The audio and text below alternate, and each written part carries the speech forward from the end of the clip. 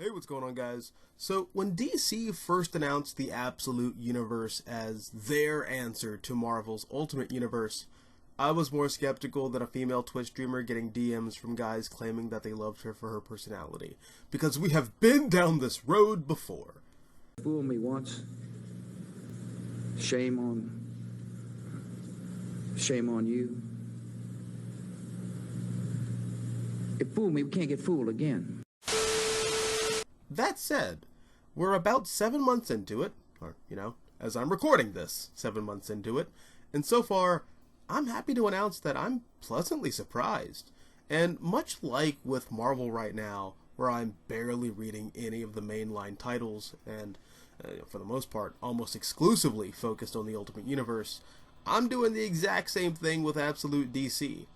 So, in the DC All-In One-Shot, Darkseid literally moves heaven and earth across the DC universe to find the Spectre, who is Jim Corrigan again? And I don't remember when he changed back into Jim Corrigan exactly, but I'm just going to chalk that up to some post-New 52 DC Afterbirth Crisis continuity shifting, so whatever. Anyways, Darkseid fuses himself with the Spectre so that he can become one with the multiverse or something. I don't know. Honestly, art aside, because I really like Wes Craig and I really like Daniel Sampieri, but art aside, the All-In special kind of sucked, and I really couldn't muster a fuck to give about following what was going on. But the special ends with one of the Elseworld Earths being corrupted by Darkseid, apparently, and that being the Absolute DC Universe. So that's how everything gets started, and it's not a particularly great start, especially when compared to Ultimate Invasion, which kickstarted Marvel's new Ultimate Universe. And I don't want to spend the entire video comparing the two, because that's a whole video in and of itself. But the similarities are striking, and the entire thesis behind this universe, much like the new Ultimate Universe, is basically, what if we took superheroes back to what they were originally conceived as, in being culturally and economically edible agents in opposition to the status quo, but in a 21st century context? What does that look like? Which, basically, it looks like them being outlaws and domestic terrorists. Which, again, very interesting and worth talking about in its own video, but I just really think it's fascinating how superheroes, as we know them in pop culture today, were an American invention as a response to the Great Depression, World War II, and the Holocaust, as a power fantasy to combat these larger-than-life institutional horrors. And in the years following, after the rise of the American Empire, they sort of became these, cookie-cutter champions of the American status quo. But now, the West is on the decline, the wealthy are becoming more wealthy, while everyone else is circling the drain. Meanwhile, the US is literally a parody of what it once was, and an obvious puppet to a foreign nation that's carrying out a genocide among many other problems.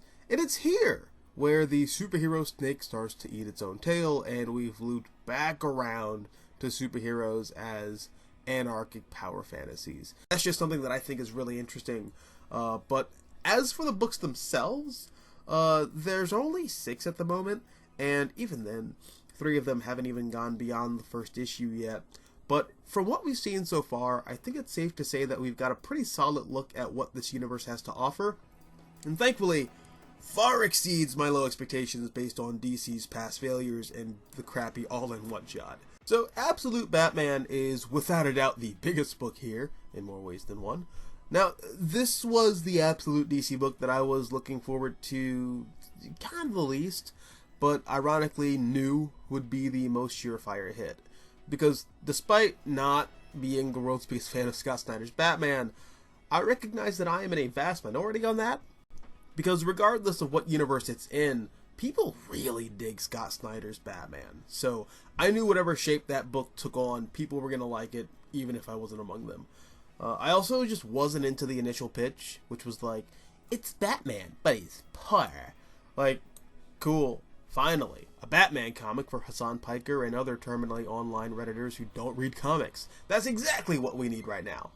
So I had a few reservations, but color me surprised when I found myself genuinely enjoying this book. And unlike most other Scott Snyder Batman comics, where I'm contorting my brain to try and understand why other people are enjoying it, no, I just thought this was really solid, and I actually was won over on the idea of a Bruce Wayne growing up in a middle-class tax bracket, because it positions him to where he actually grows up and is childhood friends with a lot of his classic rogues gallery, and that dynamic is really interesting because it inverts his relationship with them, where instead of being his dark mirror, here he learns how to be the best version of himself through them and their shared life experiences. So in this universe, this Batman is trained by his villains, and I think that's a really cool idea. I still feel like you don't need to strip Batman of his money to play up the class war narrative that's explored here with Black Mask, because like 90% of Batman comics from the 70s onward is about Batman fighting evil rich people. But I don't know. This way, you get to have that friendly dynamic with his villains, and so far, that's been the heart of the book for me. I also thought it was really clever to update Bruce Wayne's origin from a botched robbery to being the survivor of a mass shooting. First of all, cements this take of the character as the 21st century Batman in a way that no other modernization really has. But it also, I think, makes his aversion to guns and killing 1,000 times more endearing. I don't know, I just think it works way better personally. And like I've said a million times before, finally getting to see Nick Dragotta on a Batman book is a dream come true. His specific, cartoonishly gritty art style, I think, fits the world of Batman very well. It's like watching a rated R Pixar movie, and all of his comics feel this way, and I always felt like he would be a good pick for Batman, so I'm glad to finally see that. Up next is Absolute Superman by Jason Aaron and Raphael Sandoval. This was another one that I was just absolutely dreading. I mean, I like Raphael Sandoval, so I knew that going into this, at the very least, the book was going to look pretty.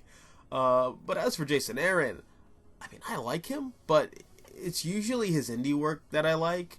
But with a few exceptions here and there, I just do not vibe with his superhero work. But again, thankfully, this is one of those few exceptions. That said, it did take me a while to get into this one. I remember for the first 3 or so issues, I'm like, okay, cool, this is all cool, but Superman being a champion of the oppressed, fighting the military, and somehow Brainiac is behind everything, while everyone thinks that he's just some ChatGPT style AI, that's a cool idea. But if I wanted to read Grant Morrison and Rags Morales' Action Comics run, which came out 15 goddamn years ago, I would just do that. So right out of the gate, this kind of just felt like a rerun of the New 52 run on Superman, but without the quirky pre-crisis fanfare. But then you get to issue 6, and that's where it all comes together, and that's when this starts to feel like a proper Ultimate Universification of Superman. And probably not the ringing endorsement that people want to hear, but I'm glad that I stuck with it.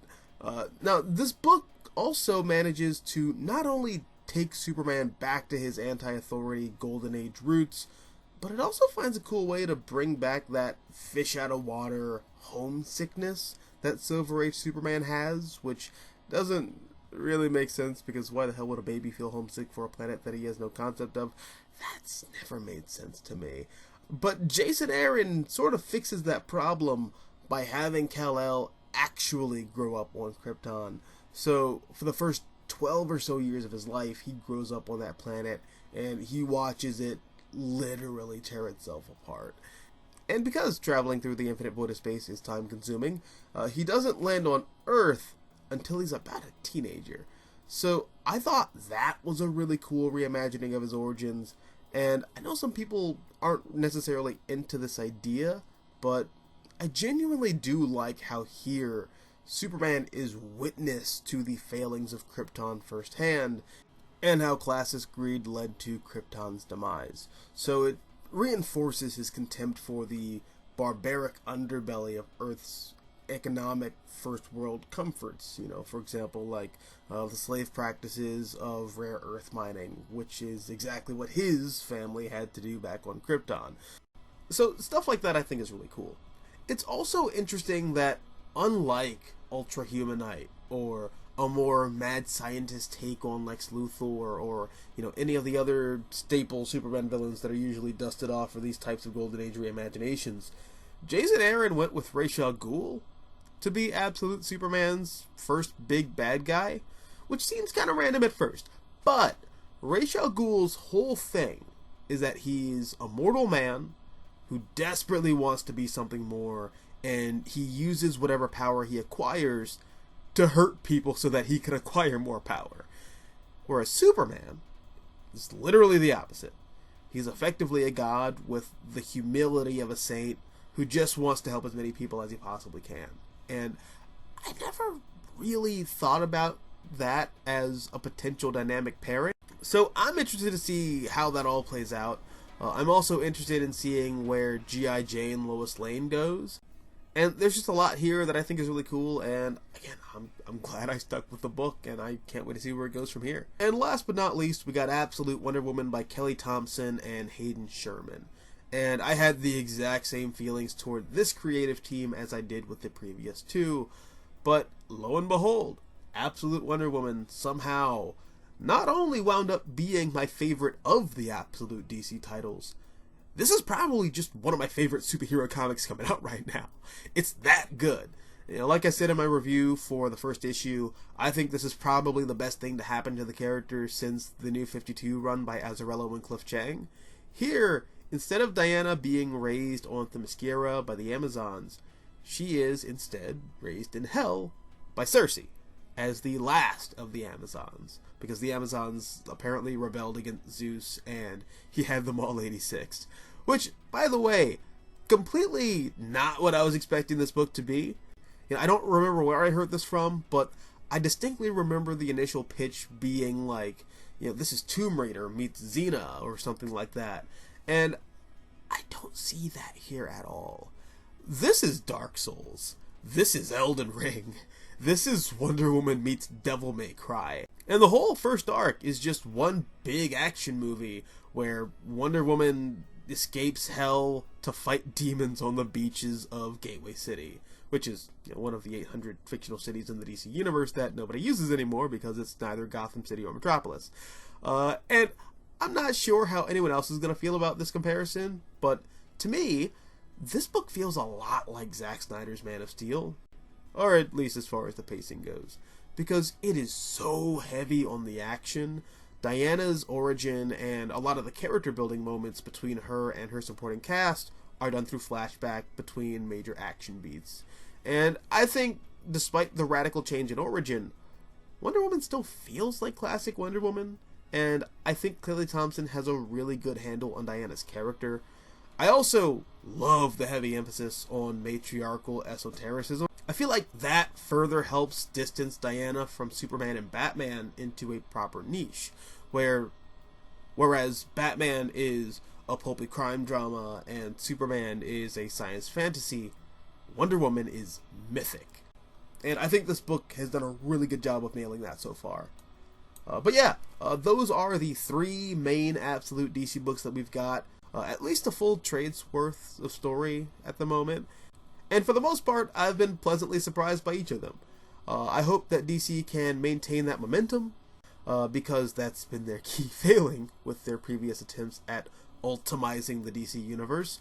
So I really hope that they can find their inner gooner and keep it up.